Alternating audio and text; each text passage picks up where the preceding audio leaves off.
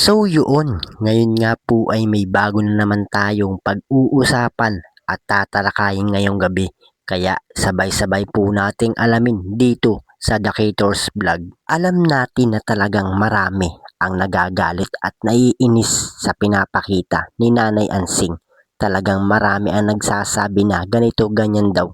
Pero mga kababayan, kung ating sasariwain ang tampok na kasaysayang mahirap ipaliwanag. Kaya eto lang ang aking masasabi at bilang isang reaktor ni Daddy Frankie. Pero mga kababayan, alam natin na sa kabila ng lahat ng pagpunta or paglapit ni Nanay Ansing kay Daddy Frankie at talagang namang napakabait pa rin ni Daddy Frankie.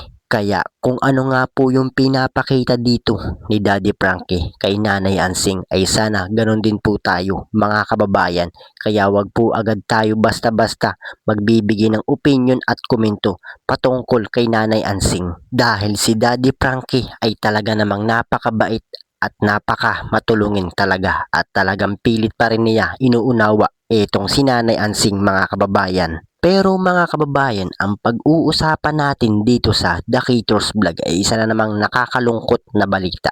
So Nanay Ansing sinaktan pala ng kanyang asawa dahil sa pera. At alam ko po yung iba sa inyo ay napanood na ito sa channel ni Daddy Frankie. So eto nga pong si Nanay Ansing ay nagsumbong nga po siya kay Daddy Frankie na sinasaktan daw po etong si Nanay Ansing ng kanyang asawa. So talagang mahirap nga po kung pera ang pagbabasehan. Talagang kahit gaano nga po kamahal ang isang tao, talagang mahirap pag pera na po ang pinag-uusapan. Pero kayo po mga kababayan, ano po yung masasabi nyo patungkol nga po dito sa pinapakita ni Nanay Ansing at tama lamang po ba na sinasaktan siya ng kanyang asawa at alam naman po natin na wala naman po talagang itong ginagawang masama. So para sa akin mga kababayan, talagang kahit gaano nga po kasama ang isang tao, talaga namang hindi naman po tama na manakit po tayo lalo na po sa ating mga asawa at kung pera nga po yung pinag-aawayan hindi po tama yun mga kababayan. So para naman po kay Nanay Ansing, so Nanay Ansing, sana po ay kung ano nga lang po yung maging desisyon ni Daddy Frankie, sana po sundin mo na lamang po at talagang ginagawa naman po ito ni Daddy Frankie para sa kinabukasan ni Kuya Oliver at para tuloy-tuloy na nga po siya sa kanyang paggaling.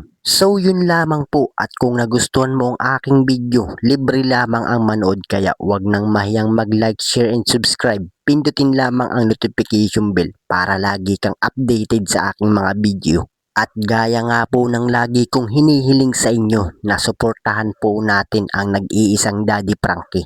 At alam naman po natin na napakaganda ng kanyang pinapakita, mga pagbibigay saya at tulong sa ating mga kababayan. Suportahan po natin at imaraton mga kababayan nang sa ganun marami pa po siya matulungan. Lalong-lalo na po dyan yung ating mga kababayan na hirap at kapos sa pangangailangan. At syempre, ganun din naman po sa kanyang may bahay na si Aling Rochelle. Huwag po sana tayong magsasawag sumuporta sa kanila mga kababayan.